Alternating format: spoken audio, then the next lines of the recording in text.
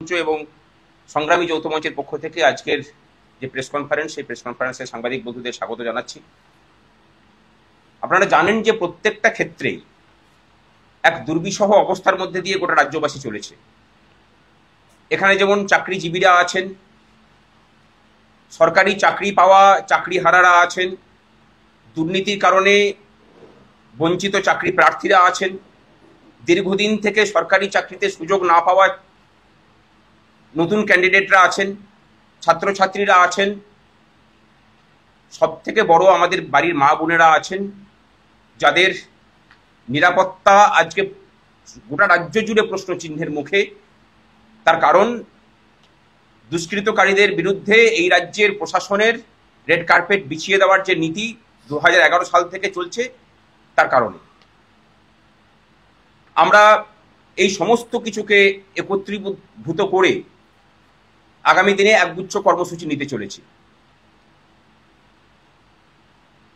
যেসব দাবিতে আমাদের এই আন্দোলন সংগঠিত হবে, তার মধ্যে যেমন আমরা দাবি করছি যে পশ্চিমবঙ্গ সরকারের প্রায় 6 লক্ষ শূন্য পদ, সেই শূন্য পদে স্বচ্ছতার সাথে স্থায়ী নিয়োগ করতে হবে এবং যে নিয়োগ কমিশনগুলো আছে পিএসসির মতো, এসএসসির মতো, তাদেরকে সম্পূর্ণ স্বায়ত্ত শাসন যেগুলো দেওয়া আছে সেই স্বায়ত্ত শাসন দিতে হবে। দুর্নীতির কারণে যারা চাকরি পাননি তাদেরকে অবিলম্বে সেই জায়গাগুলোতে নিয়োগের ব্যবস্থা করতে হবে। এসএসসি 2016 প্যানেলের যেসব শিক্ষক শিক্ষিকা এবং শিক্ষাকর্মীদের চাকরি গেছে, তাদের প্যানেল বাঁচানোর জন্য অবিলম্বে সমস্ত ওএমআর পাবলিশ করা এবং যোগ্যদের নির্ভুল তালিকা পেশ করে এই প্যানেলকে বাঁচানোর প্রচেষ্টা করতে হবে। এবং তার সাথে শিক্ষামন্ত্রী যে বলেছিলেন বিধানসভাতে দাঁড়িয়ে প্রায় 1.5 লক্ষ শূন্য পদ আছে উচ্চশিক্ষা প্রতিষ্ঠানগুলোতে, সেই 1.5 লক্ষ প্রতিষ্ঠানের জন্য নতুন করে এসএসসির বিজ্ঞপ্তি জারি হোক। 1.5 লক্ষ শূন্য পদ কিন্তু দেওয়া হয়েছে মাত্র 20,000। 2016 সালের পর থেকে নতুন করে কোনো এসএসসি হয়নি। এই রাজ্যের লক্ষ লক্ষ ছেলে মেয়ে এসএসসি দেওয়ার জন্য মুখিয়ে আছেন, তাদের সামনে নতুন করে সুযোগ তৈরি হোক। কিন্তু 2016 সালের যে ভ্যাকেন্সি ছিল, সেই ভ্যাকেন্সি 2016-তে যে পরীক্ষা হয়েছিল সেখান থেকেই পূর্ণ করতে হবে। ওই প্যানেলে রিভিজিট হোক, আমরা সেটা চাই। আর একটা বড় ইস্যু সরকারি কর্মচারীদের ডিএ। আপনারা জানেন যে গতকালকে সরকার আইএ ফাইল করেছে। আমরা চাই যে সরকার অবিলম্বে এই আইএকে প্রত্যাহার করে সুপ্রিম কোর্টের যে অন্তর্বর্তীকালীন নির্দেশ ছিল 25% ডিএ দেওয়ার, সেটাকে মিটিয়ে দিক। অন্যথায় আমরা আদালত অবমাননার মামলা যেমন করব, পথে নামা হবে সর্বশক্তি নিয়েই। এবং তার সাথে নারী সুরক্ষার বিষয়টাকে আমরা সংযুক্ত করছি। এই সমস্ত বিষয়কে নিয়ে এবং 2016 সালের আগে যাদের ওবিসি ক্যাটাগরিভুক্ত, আপনারা জানেন যে কোর্টের নির্দেশে নতুন করে যারা ওবিসি তালিকাভুক্ত হয়েছিলেন তাদেরকে সুযোগ পাচ্ছে না। কিন্তু সুযোগ পাচ্ছে না বলে যারা পূর্ব থেকে সেই অধিকার ভোগ করতেন তাদেরও অধিকারগুলোকে কেড়ে নেওয়া হয়েছে। সাংবিধানিক অধিকার হরণ করা বলছি আমরা এটাকে। এই সমস্ত দাবি নিয়ে আমরা আগামী 21 তারিখ 21শে আইনের দেশে 21 উৎসব পালন করব। আমরা 21শে জুলাই আমাদের শহীদ মিনারের যে মঞ্চ আছে, সেখানে সমস্ত মঞ্চ মিলে আমরা সেখানে বাংলার মেধা, বাংলার শ্রম এর শহীদ দিবস পালন করব। এবং তার সাথে 28শে জুলাই আমরা নবান্ন চলো কর্মসূচির ডাক দিচ্ছি। এই নবান্ন চলো কর্মসূচিতে আমরা এই রাজ্যের সমস্ত গণতন্ত্র প্রিয় মানুষ যারা মনে করছেন যে এই রাজ্যের সরকারের প্রাতিষ্ঠানিক দুর্নীতির ফলে আপনিও বঞ্চিত, তারা সকলে এসে যোগ দিন। আমরা যারা আছি প্রায় 12টা মঞ্চ এখানে সংযুক্ত আছি, এর সাথে আরো মঞ্চ যুক্ত হবে। বিভিন্ন জাতিগত মঞ্চ তারাও যোগ দেওয়ার আগ্রহ প্রকাশ করেছেন, আমরা পরে সেগুলো নামগুলো জানিয়ে দেব। আর এর মাঝখানে আরো একগুচ্ছ কর্মসূচি নেওয়া হবে। আপাতত আজকে এই দুটো মেজর কর্মসূচির ঘোষণা হচ্ছে, এর মধ্যবর্তী সময়ে আরো কিছু কর্মসূচির ঘোষণা পরে আমরা করব। এরপরে আশিস আছে, আশিস বলবে।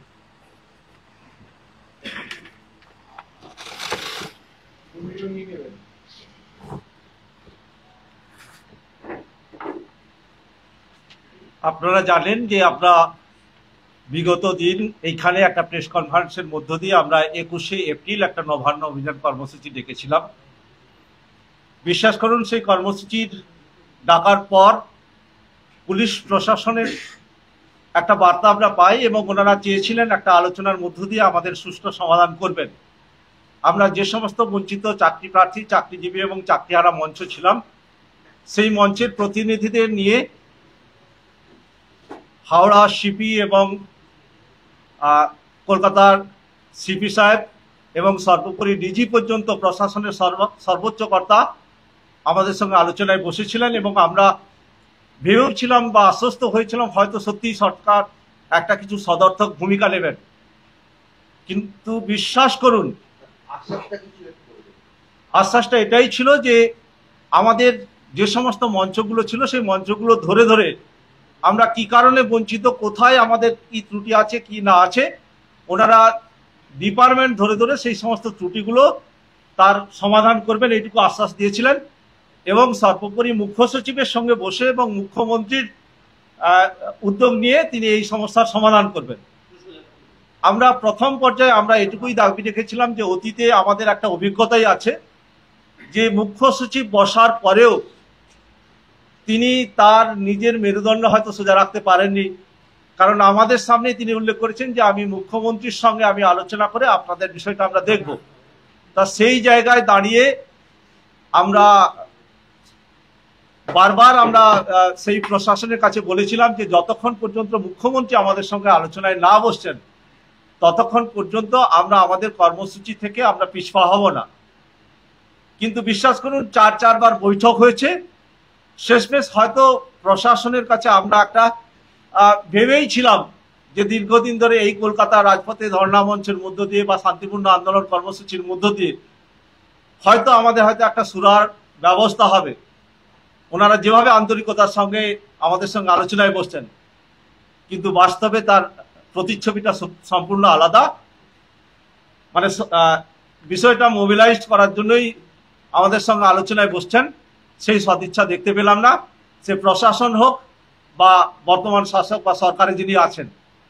তাই এবারের কর্মসূচি যেটা, সেই কর্মসূচির মধ্য দিয়ে একটাই বার্তা দিতে চাই, যেটা ভাস্করদাও বলছেন, যে আমরা সংগ্রামী যৌথ মঞ্চ এবং পশ্চিমবঙ্গ বঞ্চিত চাকরি প্রার্থী, চাকরিজীবী এবং চাকরিহারা যে ঐক্যমঞ্চ সম্মিলিত প্রচেষ্টায় যে ডাকটা দিয়েছি 28শে জুলাই, এই ডাকে এই অবস্থান থেকে আমরা কোনোভাবেই আর পিছিয়ে আসবো না।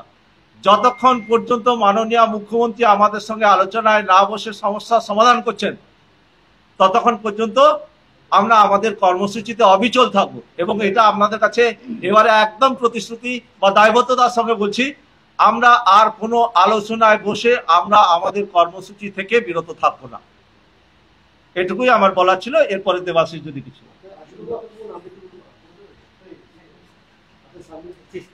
আশিস খামরুই। আবার আপনাদের যদি আলোচনার জন্য ডাকা হয়, মানে আলোচনার জন্য ডাকা হলো, বলা হলো যে এবার মুখ্যমন্ত্রী আমাদের সঙ্গে বসবে, তারা সারা দেশ প্রথম কথা অবশ্যই হয়েছে, আমরা এটা জানতাম না। এবার প্রথম কথা হচ্ছে, যদি মুখ্যমন্ত্রী আমাদের সঙ্গে আলোচনায় বসেন, তাহলে সেক্ষেত্রে আমরা যে মঞ্চগত এই কর্মসূচি ডাক দিয়েছি, প্রত্যেক মঞ্চের আলোচনার সাপেক্ষে সিদ্ধান্ত নেব। অবশ্যই আমরা সমস্যার সমাধান চাইছি, আমরা আন্দোলন চাই না। আন্দোলন তখনই যতক্ষণ না আমাদের সমস্যার সমাধান হয়।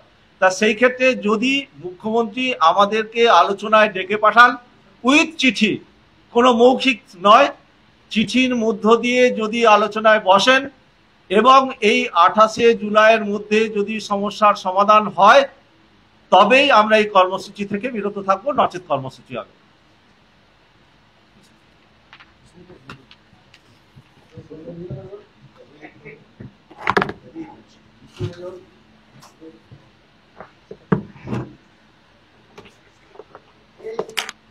আচ্ছা, নমস্কার।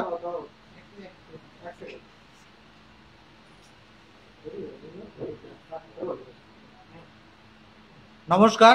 এখানে আপনারা যারা আছেন, আমরা আজ বিশেষ যে উদ্দেশ্য নিয়ে আছি সেটা হচ্ছে, আপনারা সবাই দেখতে পাচ্ছেন ব্যানারে, জীবন যখন বিপন্ন সবাই চলো নবান্ন। আগের বারে আমাদের ট্যাগলাইন ছিল, এবারে আমরা একটা ট্যাগলাইন দিয়েছি, সেটা হলো সবার কেড়েছে অন্ন, এবার তাই চলো নবান্ন। অর্থাৎ আমরা যারা বেকার মেধাবী যুবক যুবতী, যারা দিনের পর দিন যারা পশ্চিমবঙ্গ আমরা যে ঐক্যমঞ্চ গঠন করেছিলাম, সেই মঞ্চে আমরা 12টা মঞ্চ একসাথে হয়েছিলাম। প্রথম হচ্ছে ওয়েস্ট বেঙ্গল WBGD আরবি 2017 গ্রুপ ডি ওয়েটিং ঐক্যমঞ্চ, 2014 primary TET pass not included একতা মঞ্চ, মাদ্রাসা সার্ভিস কমিশন পাস প্রার্থী মঞ্চ, 2009 দক্ষিণ 24 পরগনা প্রাথমিক শিক্ষক বঞ্চিত চাকরি প্রার্থী মঞ্চ, পশ্চিমবঙ্গ NSQF শিক্ষক পরিবার, ওয়েস্ট বেঙ্গল SSC বঞ্চিত গ্রুপ C&D ওয়েটিং চাকরি প্রার্থী মঞ্চ, নবশিক্ষা নির্মাণের খোঁজে all India association of community health affairs West Bengal, interview বঞ্চিত আপার প্রাইমারি চাকরি প্রার্থীবৃন্দ, সংগ্রামী যৌথ মঞ্চ আমাদের সাথে সমর্থনে ছিলেন, এখন সরাসরি আমাদের পাশে দাঁড়িয়েছেন। এছাড়া বেঙ্গল আয়ুষ মেডিকেল অ্যালায়েন্স সমর্থনে পশ্চিমবঙ্গ গণতান্ত্রিক নাগরিক মঞ্চ, এছাড়াও আরও অনেক মঞ্চ আমাদের সাথে যোগাযোগ স্থাপন করছেন এই বৃহত্তর আন্দোলনে সামিল হওয়ার জন্য। মেন উদ্দেশ্য হলো আমাদের আন্দোলন নয়, মেন উদ্দেশ্য হলো আমরা যে ন্যায্য অধিকার এতদিন ধরে যে আমরা পড়ে আছি রাস্তায়, কেউ 800 দিন, কেউ 2009 থেকে 2025, কেউ 5 বছর, কেউ 7 বছর, কেউ 8 বছর, কেউ 10 বছর, দুর্নীতির কারণে যে ন্যায্য চাকরি টাকার বিনিময়ে বিক্রি হয়ে গেছে, আমাদের সেই চেয়ার আমরা ফিরে পেতে চাই। আমরা তার জন্য গতবার নবান্ন অভিযানে ডাক দিয়েছিলাম। আশিসদা বললেন বারবার আমাদের প্রতিশ্রুতি দিয়েও মাননীয় চিফ সেক্রেটারি আমাদেরকে সময় দেননি। বারবার আমাদের লালবাজারে কমিশনার অফ জয়েন্ট সিপি ডেকে পাঠিয়েছিলেন, বারবার হাওড়া পুলিশ কমিশনার মাননীয় প্রবীণ ত্রিপাঠী মহাশয় ডেকে পাঠিয়েছিলেন। আমরা গিয়েছিলাম, দফায় দফায় আলোচনা হয়, ভবানী ভবনেও আলোচনা হয়, কিন্তু এখনো পর্যন্ত কোনো রকম নির্দিষ্ট ডেট আমরা পাইনি। আইন ব্যবস্থা আমাদের উপরে মাকড়সার জালের মতো জাল বিছিয়ে গেছে। আমরা গরিব বেকার মেধাবী কি করে এত বড় আইন সুপ্রিম কোর্ট হোক হাইকোর্ট হোক আমরা সমাধান করব? অ্যাডভোকেট সরকারি কোনো রকম উদ্যোগ নেয় না, সরকার তো কোনো উদ্যোগ নেওয়া ছেড়েই দিয়েছে। ওনারা নিজেরাই আইনের জাল তৈরি করছেন, ওনারা নিজেরাই দুর্নীতি করছেন এবং বেকার যুবকদের রাস্তায় ফেলে এইভাবে পুলিশ দিয়ে লাঠিপেটা করছেন এবং জেল আছে।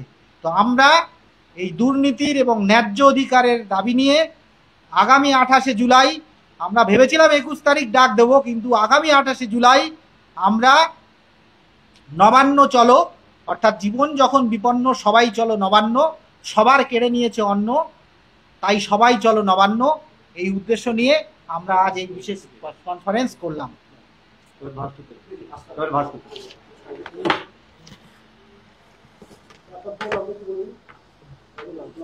দেবাশিস বিশ্বাস।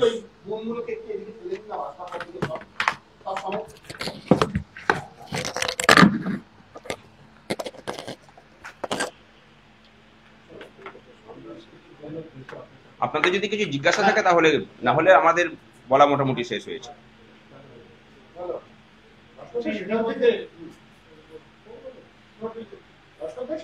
আমরা দেখেছি আগে একাধিক এরকম কর্মসূচি আপনারা নিয়েছেন, কিন্তু এবার যে কর্মসূচি বলতে গেলে 21শে জুলাই, স্বাভাবিকভাবে আমরা জানি যে রাজ্যের শাসক দল 21শে জুলাই শহীদ দিবস পালন করে।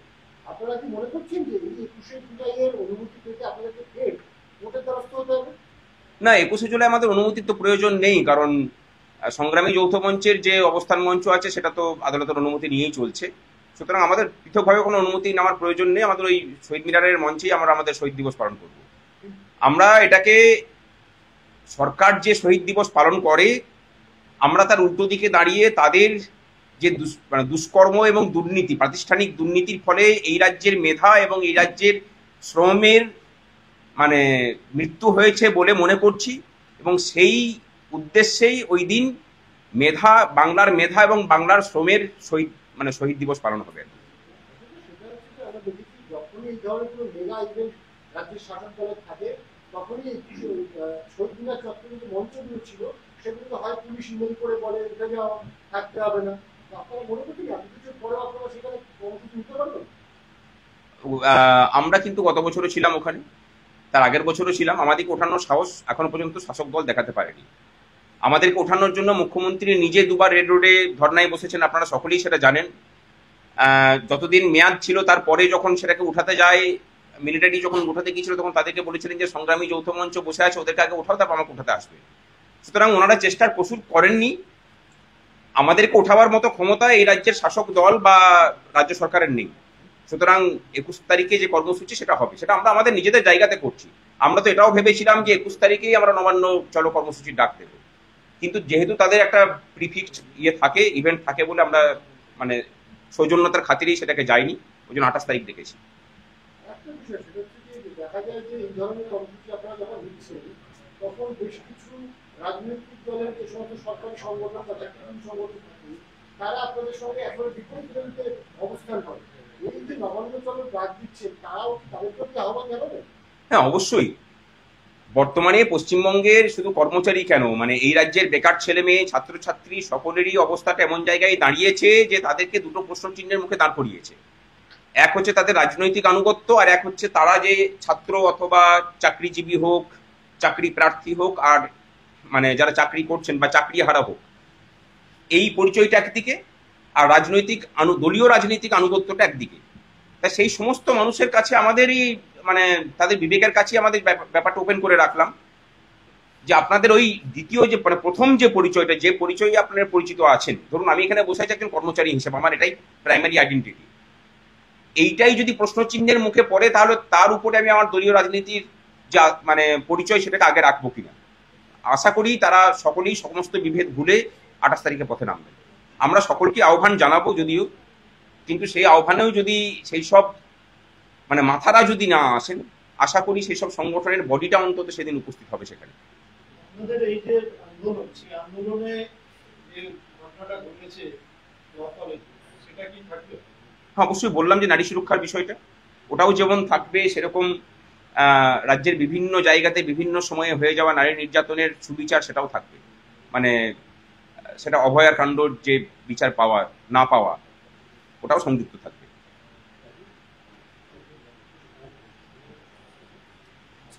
আর কারো কোনো জিজ্ঞাসা যদি